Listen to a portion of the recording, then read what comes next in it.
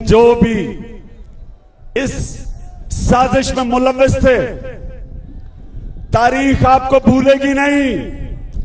نہ یہ تاریخ آپ کو معاف کرے گی، نہ پاکستان کی عوام آپ کو معاف کرے گی۔ وہ لوگ جنہوں نے جب تیزی سے ملک اور مشکل وقت میں کرونا، جو 100 سال میں ایک دفعہ کرونا ایک ملک میں ایک دنیا میں آیا تھا، اس دور میں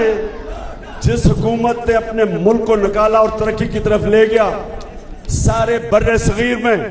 سب سے زیادہ روزگار اس دور میں پاکستان نے اپنے لوگوں کو دیا، بلکہ پچھلی حکومتوں کے مقابلے میں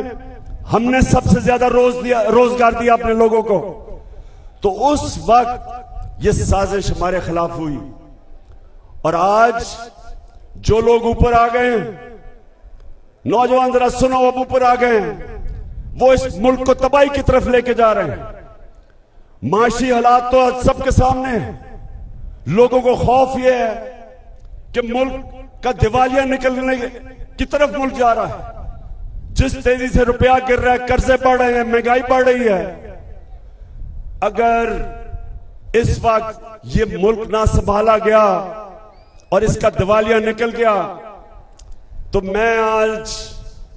پاکستان کی اسٹیبلشمنٹ کو پیغام دینا چاہتا ہوں کہ سوویت یونین دنیا کی 2 سب سے بڑی طاقتیں تھیں، امریکہ اور سوویت یونین، لیکن جب ان کی معیشت نیچے گئی تو وہ سوویت یونین ٹوٹ گیا۔ فوج، ان کی تکڑی فوج ان کو اکٹھا نہیں رکھ سکی۔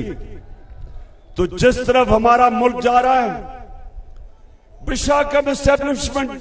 آپ کہتے ہیں ہم نیوٹرل ہیں، بسم اللہ نیوٹرل ہو، لیکن لوگ جانتے ہیں کہ پاور آپ کے پاس ہے، اور قوم اگر اس طرف نیچے جس طرف یہ لے کے جا رہے ہیں، جو چوروں کا ٹولہ ملک کو نیچے لے کے جا رہا ہے، لوگ آپ کی طرف دیکھ رہے ہیں، اور تاریخ اس رول کو بھی معاف نہیں کرے گی کہ ملک نیچے چلا جائے اور آپ کہیں ہم نیوٹرل ہیں۔